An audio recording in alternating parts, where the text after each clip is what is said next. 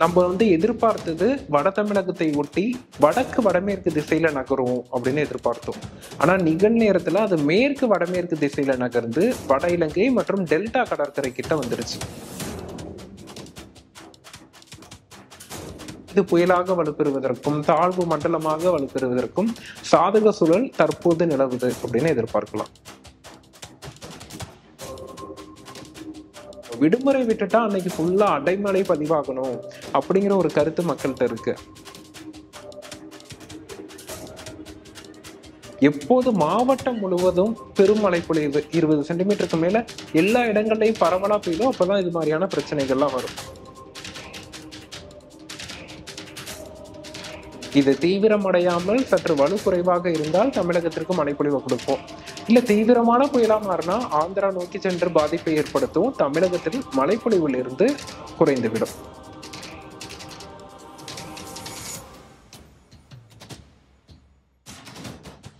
நிம்மதி property management. Contact 7667008800. ரகரம் voice நேயர்களுக்கு வணக்கம். இன்னைக்கு நம்ம கூட நேர்காணல் இணைய இருக்காங்க தனியார் வானிலை ஆய்வாளர் ஹேமச்சந்திரன் அவர்கள். வணக்கம். வணக்கம். ஏற்கனவே ஒரு புயல் உருவாகி இருந்த நிலையில இப்ப தாழ்வு மண்டலமா மாறி இருக்கு அப்படின்ற மாதிரி சொல்லியிருக்காங்க. இது வலுவிழக்க என்ன காரணம்? குறிப்பா பார்த்தோம்னா நமக்கு இலங்கையை ஒட்டிய தென்மேற்கு வங்கக்கடல்ல தான் அந்த காற்றழுத்த தாழ்வு பகுதியே உருவானுச்சு. இது காற்றழுத்த தாழ்வு மண்டலமா வலுப்பெறும்னு எதிர்பார்க்கப்பட்டுச்சு. இருந்த போதிலும் இந்த தாழ்வு மண்டலமா வலுப்பெறல. குறிப்பா பார்த்தோம்னா இலங்கையை ஒட்டி நம்ம எதிர்பார்த்தது வட தமிழகத்தை ஒட்டி வடக்கு வடமேற்கு திசையில நகரும் அப்படின்னு எதிர்பார்த்தோம்.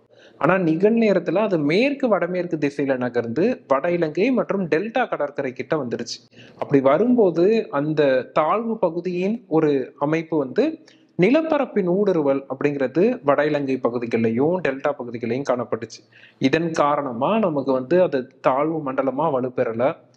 மற்றபடி எதிர்பார்க்கப்பட்ட மழைப்பொழிவை மட்டும் கொடுத்து விட்டு அது தமிழக நிலப்பரப்பு அருகேவே இருந்து வலுவிழந்திருக்கு தற்போது. 24 மணி நேரத்துல அடுத்த 24 மணி நேரத்துல பாத்தீங்கன்னா அடுத்த புயல் உருவாக்குறதா சொல்லியிருக்காங்க. சோ இது தெற்கு அந்தமான் மற்றும் அதனை ஒட்டிய தென்கிழக்கு வங்கக்கடல் பகுதிகளில் நிலவிய வளிமண்டலத்தின் மேலடுக்கு காற்று சுழற்சி இன்றைய தினம் காற்றழுத்த தாழ்வு பகுதியா மாறி இருக்கு. இந்த காற்றழுத்த தாழ்வு பகுதி அடுத்த 48 மணி நேரத்தில் தாழ்வு மண்டலமா மாறும் என எதிர்பார்க்கப்படுது. இது புயலாக மாறுமா என்பது ஓரிரு நாட்கள்ல தெரியும். இந்த சின்னம் வலுப்பெறுவதற்கு ஒரு சாதக சூழல் இருக்கு. ஏன்னா கடல் பகுதியில தான் இது உருவாக்கி இருக்கு. இது மேலும் கடல் பகுதியில தான் பயணித்து வரப்போகுது. அப்படி இருக்கும்போது இது புயலாக வலுப்பெறுவதற்கும் தாழ்வு மண்டலமாக வலுப்பெறுவதற்கும் சாதக சூழல் தற்போது நிலவுது அப்படின்னு எதிர்பார்க்கலாம். இப்ப பாத்தீங்கன்னா ஸ்கூல் காலேஜஸ் லீவ் விட்டாலே எனக்கு வெயில் தான் அடிக்குது. சோ இதுக்கு என்ன காரணம் சார்? இல்ல இயல்பாவே ஸ்கூல் காலேஜ் லீவ் விட்டாலே வெயில் அடிக்குது அப்படிங்கிறது நான் ஸ்கூல் படிக்கையிலேருந்து இது நடக்கக்கூடிய ஒண்ணு. ஆனா இங்க ஸ்கூல் காலேஜ் லீவ் விடுறது வெறுமனை மழைப்பொழிவு மட்டும் வச்சு விட மாட்டாங்க.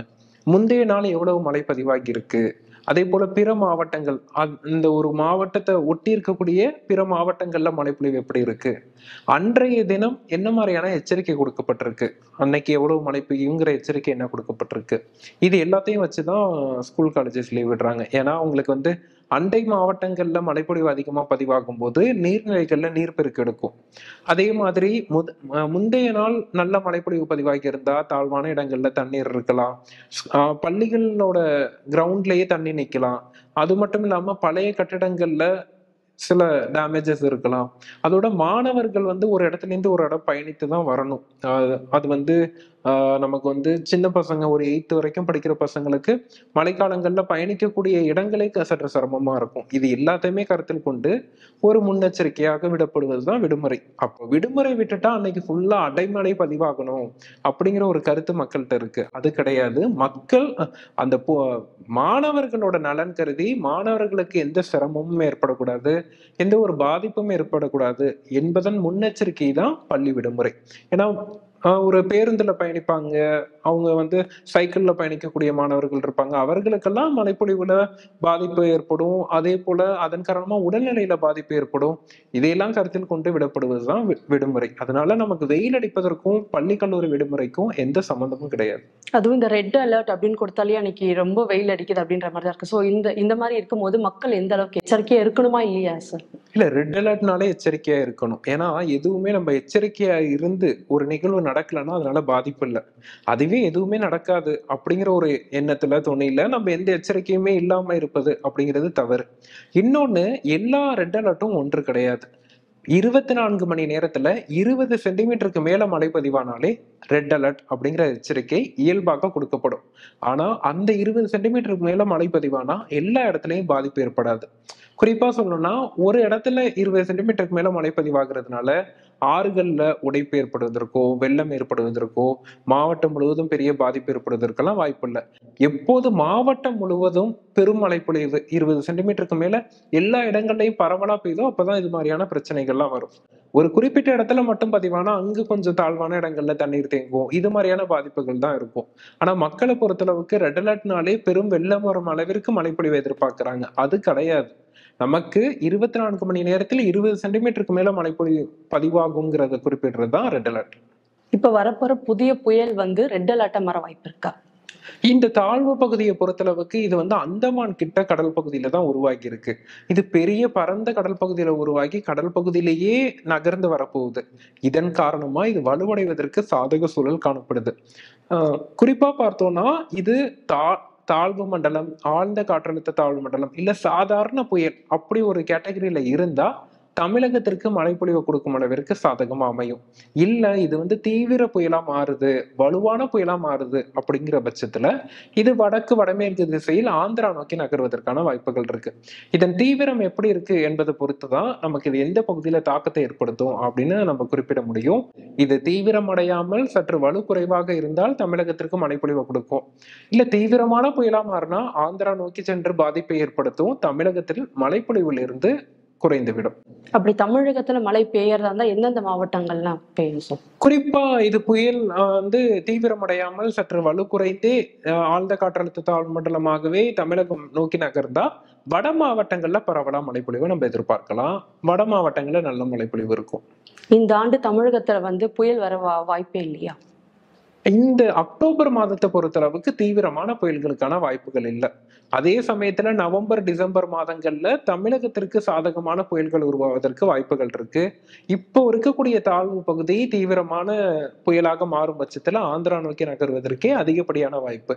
அதையும் மீறி நமக்கு தமிழகத்திற்கு ஒரு புயல் என்ற ஒரு அமைப்போட வந்தா அது ஒரு சாதாரண புயலாக மழைப்பொழிவு கொடுக்கக்கூடிய ஒரு நிகழ்வா மட்டுமே இருக்குமே தவிர பெரிய பாதிப்பு ஏற்படுவதற்கான வாய்ப்புகள் இல்லை. இந்த ஆண்டு எதிர்பார்த்த அளவுக்கு மழை பதிவாயிருக்கா? குறிப்பா பார்த்தோம்னா அக்டோபர் 1ஆம் தேதி முதல் டிசம்பர் 31ஆம் தேதி வரை 3 மாதங்கள்ல சராசரியாக தமிழகத்தில் 44 சென்டிமீட்டர் மழைப்பொழிவு பதிவாகணும். அதில் அக்டோபர் மாதம் என்று எடுத்துக்கொண்டா கிட்டத்தட்ட 17 சென்டிமீட்டர் மாநில சராசரியா அக்டோபர் மாதம் பதிவாகணும். இன்று வரை அக்டோபர் 23ஆம் தேதி வரையிலான காலகட்டத்துல தமிழகத்தில் சராசரியா 21 சென்டிமீட்டர் அளவிற்கு மழைப்பொழிவு பதிவாகி இருக்கு. அப்போ நமக்கு கிடைக்க வேண்டியது 17 சென்டிமீட்டர் தான். அப்போ கிட்டத்தட்ட 85% அதிகமான மழைப்பொழிவு அக்டோபர் மாதத்துல கிடைத்திருக்கு.